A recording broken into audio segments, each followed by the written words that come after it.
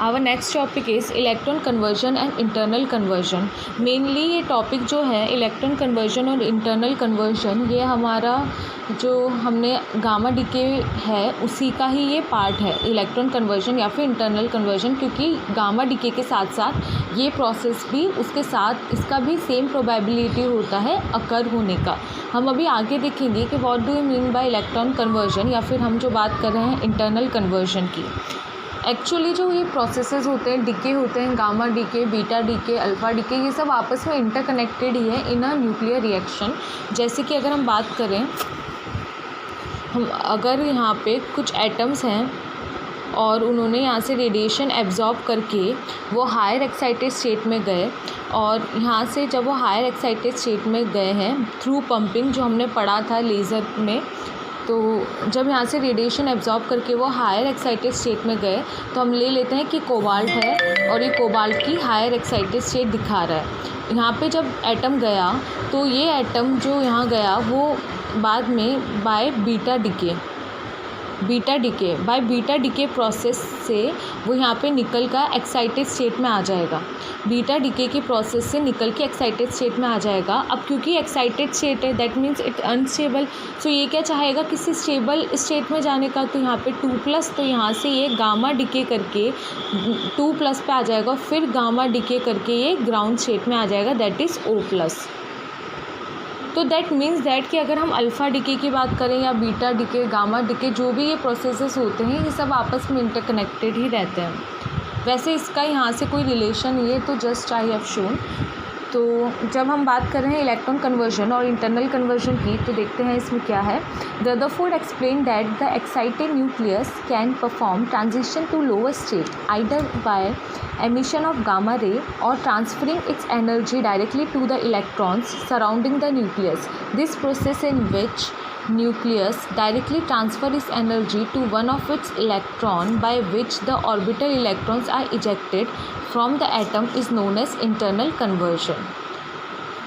सो क्या बोला है इसने कि रदरफोर्ड ने एक्सप्लेन किया था कि जो एक्साइटेड न्यूक्लियस रहेंगे वो परफॉर्म कर सकते हैं, वो ट्रांजिशन परफॉर्म कर सकते हैं from higher state to lower state, यानी एक्साइटेड स्टेट से लोअर स्टेट में आने का। जैसे हमने यहाँ दिखाया निकल का एक्साइटेड स्टेट से गामा डीके हो रहा है और लोअर स्टेट में आ रहा है। सो पहला प्रोसेस तो यही है कि एक्साइटेड स्टेट से लोअर स्टेट में आ सकते हैं bye emission of gamma ray. और सेकेंडली क्या हो सकता है, इसी के साथ एक और प्रोसेस अकर कर सकता है कि transferring of energy directly to the electron surrounding the nucleus. जो न्यूक्लियस है उसके आसपास जो भी इलेक्ट्रॉन्स है उनको एनर्जी ट्रांसफ़र कर देना। And this process in which nucleus directly transfer to its energy to one of its electrons by which the orbital electrons are ejected from the atom is known as internal conversion। और इस process की वजह से जहाँ पे energy जो है वो आसपास वाले इलेक्ट्रॉन्स को ट्रांसफ़र कर रहे हैं, और उसकी वजह से जो इलेक्ट्रॉन है वो एनर्जी गेन करके अपने एटम से इजेक्ट आउट हो जाते हैं, तो उसी प्रोसेस को हम कहते हैं internal conversion. It is like कि यहाँ पे हमारे पास एटम है, ये इसका न्यूक्लियस है, और न्यूक्लियस के यहाँ पे ऑल अराउंड जो है इलेक्ट्रॉन्स रिवॉल्व कर रहे हैं। अब यहाँ पे जैसे कि हमने बात किया है कि जो एटम है वो अपने एक्साइटेड स्टेट पे है, तो एक्साइटेड स्टेट में समटाइम्स क्या होता है, ग्राउंड स्टेट पे आने के लिए जो एटम्स होते हैं वो हाईली एनर्जेटिक होते हैं। अगर वो हाई लेवल पे होते हैं तो उनका एनर्जी हाई होता है, इसीलिए वो ग्राउंड स्टेट में आने की कोशिश करते हैं ताकि वो अपनी एनर्जी को एमिट आउट कर सकें। तो यहाँ पे क्या होता है, क्योंकि हमारा जो एटम है वो हाई एनर्जी स्टेट में है, तो समटाइम्स वो ट्रांसफ़र कर देता है अपनी एनर्जी टू द इलेक्ट्रॉन्स, जो नेबरिंग इलेक्ट्रॉन्स होते हैं उनको एनर्जी ट्रांसफ़र कर देता है, और ये इलेक्ट्रॉन एटम से इजेक्ट आउट हो जाते हैं, एटम से बाहर निकल जाते हैं। तो ये जो दोनों प्रोसेस होता है कि यहाँ पे एटम का एक्साइटेड एनर्जी स्टेट से ग्राउंड स्टेट में आना bye emission of gamma ray, और सेकेंडली कि अपने पास वाले ही इलेक्ट्रॉन को एनर्जी ट्रांसफ़र कर देना, और ये इलेक्ट्रॉन एनर्जी गेन करके या तो एटम में ही हो सकता है या फिर वो क्या करेगा, एटम से बाहर निकल जाएगा। तो ये दोनों प्रोसेस साइमल्टेनियसली एक्ट करते हैं, और ये जो प्रोसेस है इसी को हम कहते हैं internal conversion. transferring its energy directly to the electrons surrounding the nucleus. This process in which the nucleus directly transfers its energy to one of its electrons by which the orbital electrons are ejected from the atoms is known as internal conversion. The transition to lower state is connected to the ejection of atomic electron which is called as electron conversion. अब transfer करेंगे अपन energy को, मतलब transition जो होगा excited state से lower state, और साथ ही में क्या हो रहा है, इजेक्शन ऑफ इलेक्ट्रॉन. तो जो दोनों प्रोसेस हैं जो साइमल्टेनियसली एक्ट कर रहे हैं, लोअर एनर्जी स्टेट में आना और इलेक्ट्रॉन का इजेक्ट होना, बाहर निकल जाना, इसी को हम कहते हैं electron conversion.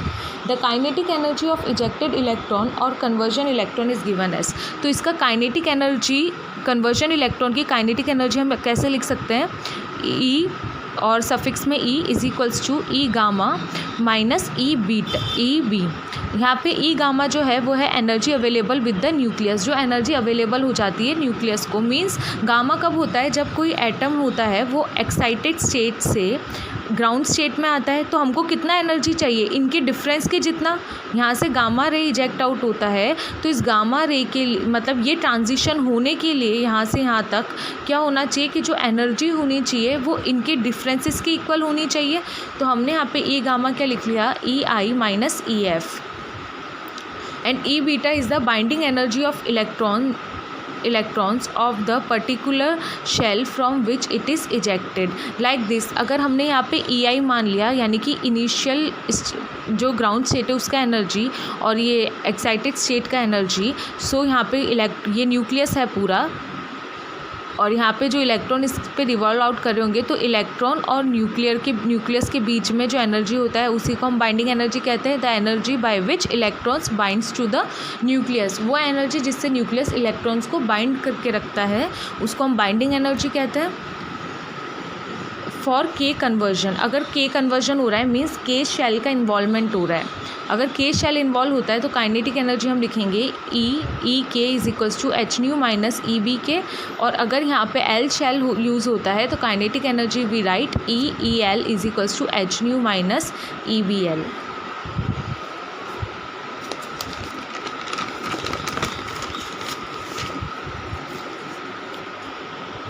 Kinetic energy of conversion electron is unique. जो काइनेटिक एनर्जी होती है कन्वर्जन इलेक्ट्रॉन की वो यूनिक होती है, बिकॉज वो डिपेंड करती है कि वहाँ पे जो फोटोन हमने दिया है एनर्जी वो कितना है ऊपर, और जो हमारे एनर्जी लेवल है उनके डिफरेंस कितना है.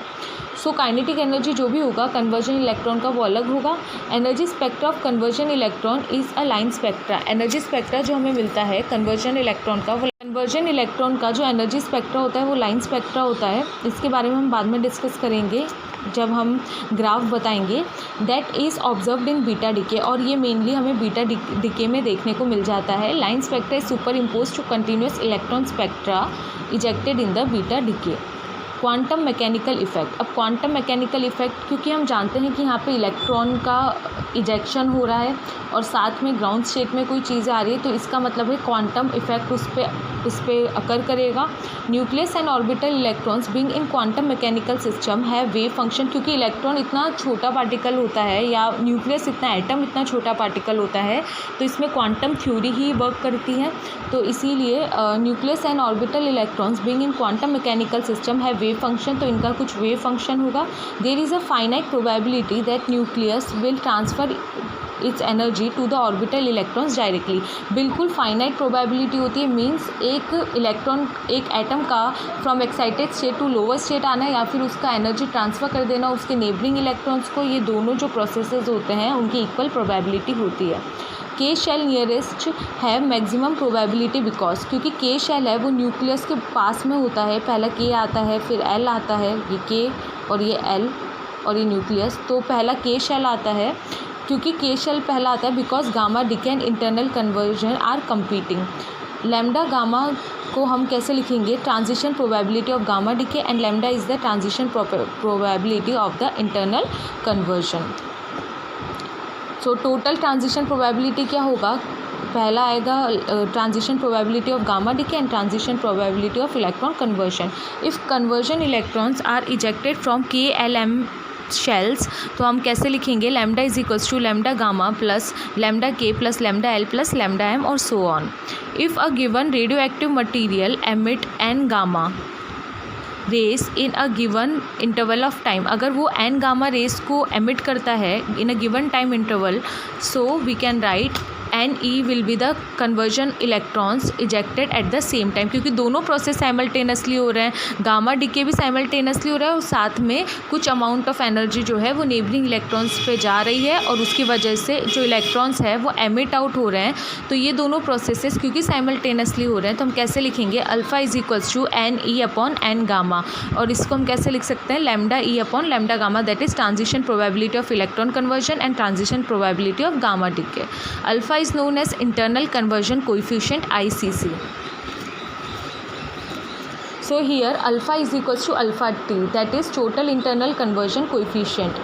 If Nk, Nl, Nm is the electron ejected from KLMN shells, so total ejected that is total internal conversion coefficient will be equals to Nk plus Nl plus Nm so on upon N gamma, because this is nothing but Ne. From here we can write that Nk upon N gamma plus Nl upon N gamma plus Nm upon N gamma, and the value of alpha is range from 0 to infinity. Lambda we can write as lambda gamma plus lambda electron, so alpha will be equals to lambda E upon lambda gamma. जो value होता है यहाँ से हम क्या लिखा लेंगे, मतलब transition probability of ejected electrons और कन्वर्जन इलेक्ट्रॉन्स हमको मिल जाएगा अल्फ़ा इंटू लैम्डा गामा। सो अगर हमारे पास यहाँ पे लैम्डा ई की वैल्यू नहीं है तो हम यहाँ से टोटल ट्रांजिशन प्रोबेबिलिटी सिर्फ transition probability of gamma decay से ही हम बता सकते हैं। The curve between the relative number of conversion electrons and the energy of electrons is a continuous curve having the various peak at different fixed value of the electron energy. अगर हम curve बनाएंगे number of electron conversion और यहाँ पे और energy of the electron या फिर number of electron conversion पे अगर हम कर्व बनाएंगे तो वो कर्व हमें कुछ ऐसा मिलेगा, और ये जो कर्व है इसकी हमें अलग अलग पीक्स मिलेगी अलग अलग शेल्स के लिए, L, M, N and so on. Similarly, curve between conversion coefficient and gamma ray. अगर हम conversion coefficient और gamma ray का कर्व बनाते हैं, so alpha is the conversion coefficient and here it is gamma, energy of gamma ray. तो ये curve हमें कुछ ऐसा मिलेगा डिक्रीजिंग ऑर्डर में। पहले हमें E1 मिलेगा, that is electric field due to first transition, M1 E2 means first level, E2 M2 E3 M3 E4 and so on. इस टाइप का हमको कर्व मिलेगा जहाँ पे इलेक्ट्रिक फील्ड मैग्नेटिक फील्ड का दोनों का इफेक्ट रहेगा। There is a discrete electric and magnetic transition lines, electric और मैग्नेटिक ट्रांजिशन लाइंस हमको यहाँ ऑब्टेंड होगी, और ये कुछ इक्वेशंस है जो अल्फ़ा की इक्वेशंस बताती है अगर वहाँ पे इलेक्ट्रिक लाइंस के लिए होंगी या फिर वो मैग्नेटिक लाइंस के लिए होंगी। So these are the two equations जिसके बेसिस पे ये कर्व हमें ऑब्टेंड होता है। और यहाँ पे E² upon 4 epsilon not H cut C, जो ये पूरा वैल्यू है ये कांस्टेंट है 1 अपॉन 137 के, और यहाँ पे जो अल्फ़ा है वो Z³ के डायरेक्टली प्रोपोर्शनल है। इससे हमें पता चलता है कि जितना ज़्यादा हैवी न्यूक्लियाई हमको होगा उतना ही ज़्यादा हमारा ये ट्रांजिशन कोएफिशिएंट हमको मिलेगा।